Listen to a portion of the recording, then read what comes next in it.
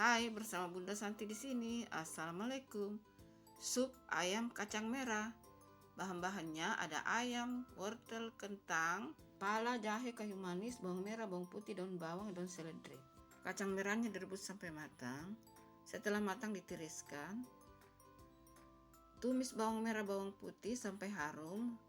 Lalu masukkan wortel, masukkan kentang.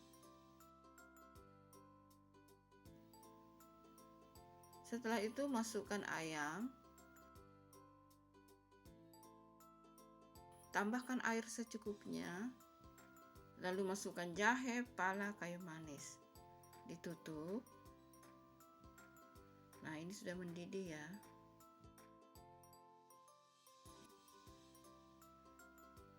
Tambahkan merica bubuk secukupnya.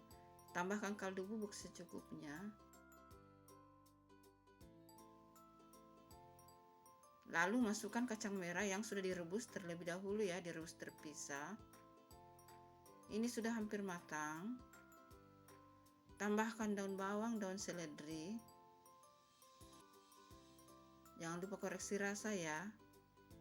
Nah, ini sudah matang, siap untuk disajikan. Ini cocok untuk menu buka puasa dan sahur ya teman-teman. Silahkan mencoba resepnya, semoga bermanfaat.